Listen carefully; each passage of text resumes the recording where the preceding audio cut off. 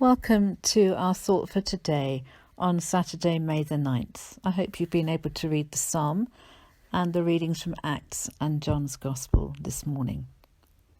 In the part of the Psalm today that we read, which is Psalm 98, verses 1 to 5, we are exhorted to sing to the Lord, to make a joyful noise.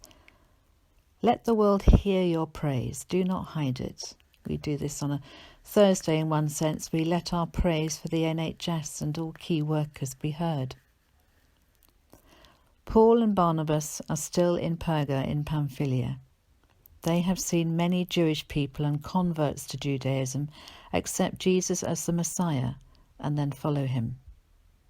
The following Sabbath, which would have been on a Saturday, almost the whole town crowds into the synagogue to hear Paul and Barnabas speak. Luke uses the term the Jews in relation to Jewish religious leaders, not the whole people. They take against the teaching of Paul and Barnabas that Jesus is the Messiah. The leaders were afraid of losing their power over the people and publicly contradicted Paul and Barnabas. So Paul and Barnabas turned to teach and preach to the Gentiles, those who are not Jews. And then the religious leaders stirred up their notable townswomen and townsmen to persecute Barnabas and Paul and drive them out of the town. So Paul and Barnabas shake the dust off their feet and leave the town to move on as the Spirit directs them. Despite persecution and opposition, the word of God is planted. It is sown into the hearts of many good hearts, fertile soil.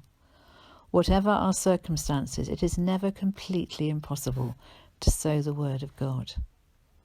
In John's Gospel, we know God through Jesus. As Jesus responds to Philip's question, he makes it very clear that we can believe Jesus' words because he and the Father are one. The Father is in Jesus and Jesus is in the Father. And if they can't see that, then they are to look at his works, because his very works reveal the Father. And those who do believe in Jesus will do the work that Jesus does, and even greater things. As we think about the ministry of Saul and Barnabas in the light of Jesus' teaching, and we think of what's going on in the world around us, perhaps you could find a situation, a difficult, big situation, that you could bring in prayer to God. I am thinking today of the flooding in Kenya and the homes that have been destroyed. And I am praying for God to show his help. Maybe you have a situation you can pray likewise for.